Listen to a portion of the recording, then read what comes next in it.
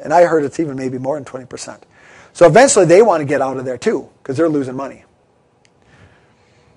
This is how I communicate with my coders.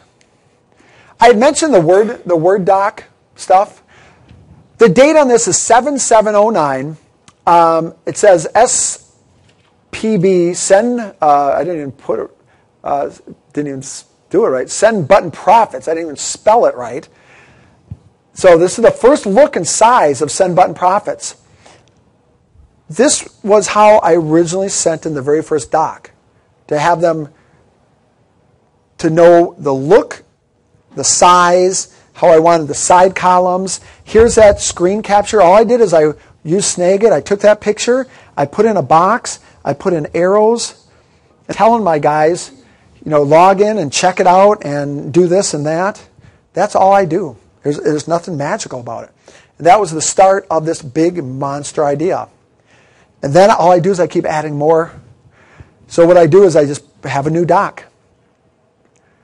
And this is all within my, you see, my documents, my website, send button profits.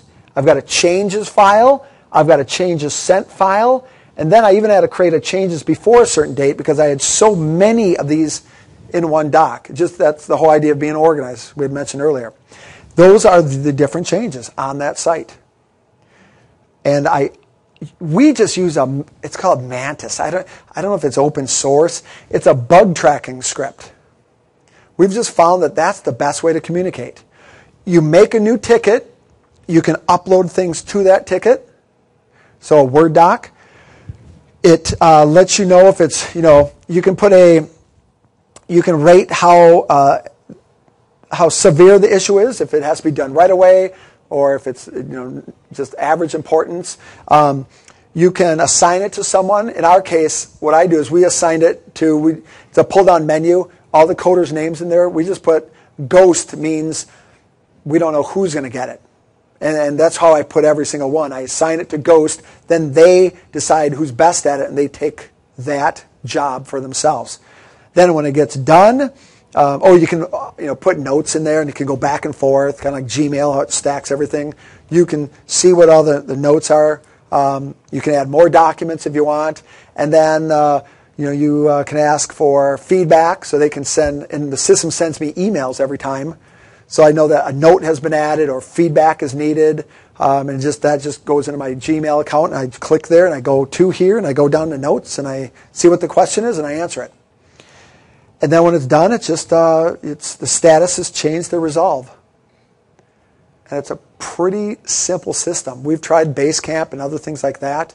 For some reason, we just really like this. It just works out really well. Again, this is down the road.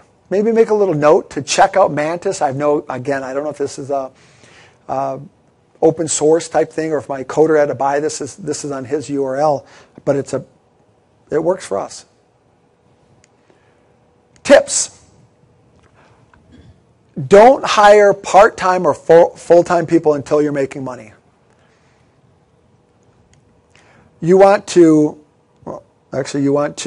start with getting bids on jobs, first of all. Don't leave it open-ended, like I said, 10 hours of work. I was testing them. You never want to just say, okay, put this site up, because you have no idea how much that's going to cost you. And they might be milking it. You want them saying, okay, here's what I've got to do. How much are you going to charge me? Even after you're kind of working with them all the time.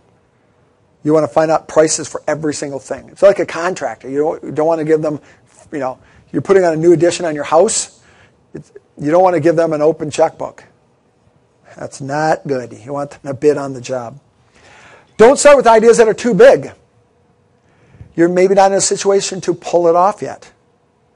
You want to start with those smaller ideas to get rolling, to build up steam, to understand the whole process. It's an education. Even I was learning big time during my last launch.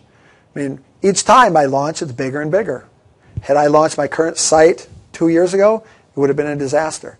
We would have not gotten it done. We weren't organized. We didn't have enough people on it at the time, didn't have enough coders, didn't have enough help desk.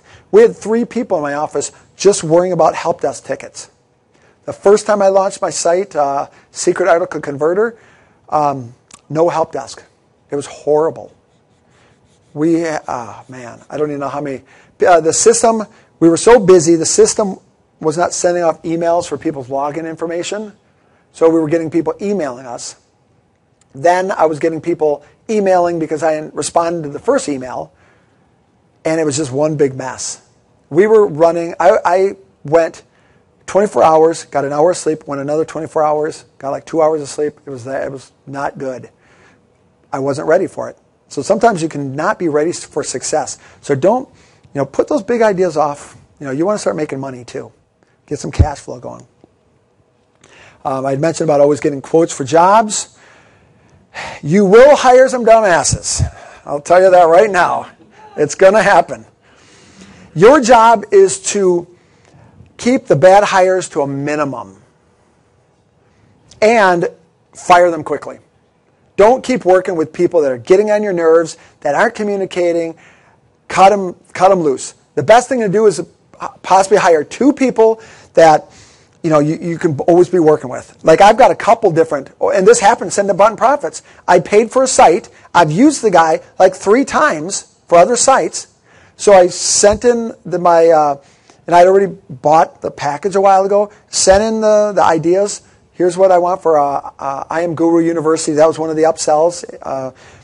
He's like, okay, I'll put it in queue. I'll let you know when it's done. I was doing this like 6-7 weeks out, no problem. Never heard back from him. He still has my money. He never responded back. I sent him multiple emails. Luckily, I had another graphics guy to go with.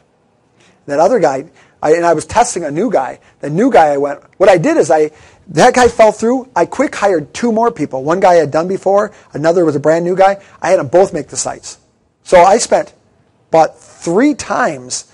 I paid for 3 guys to make that one site. First guy didn't deliver. The next guy's graphics was okay. The next guy's graphics was kick ass. A ton. It was almost like, I don't even know how much better. 10 times better than the one that I thought was okay. So the key is having other people you can go with. And there's so many different graphic artists out there that are good. Unbelievable. You should never have a problem finding a graphics person. Start with the Warrior Forum. You can do searches. A lot of times just go to the bottom of a website. In the footer, they'll have their name right there. So you can see their quality right there, and you can see who's using them. I'm not sure if my guy is in the bottom there. And if you want to know the name of him, I'll tell you off camera, because I don't want the people listening at home to get him to jack up his prices. So yeah, the whole thing about outsourcing is don't be scared. But jump in. So like I did. Woke up on Mother's Day and said, what am I doing? I jumped in and I was getting bids right away. You will get bids. You'll be amazed at the cheap prices you'll get. You'll be amazed at how quickly it can get done. You will hire some bad people. Just be ready for that. If you're protecting yourself with the systems, Elance, Rent-A-Coder, the money is escrowed, so you're not really going to get screwed on money. You might get just screwed on time. Take your time, get everything written down for these guys, cover every step, and it's awesome. You will get stuff move forward so much quicker, so much faster, and so much better than if you try to do it yourself. And that is all you need to know about outsourcing right now. All right. Thanks, guys.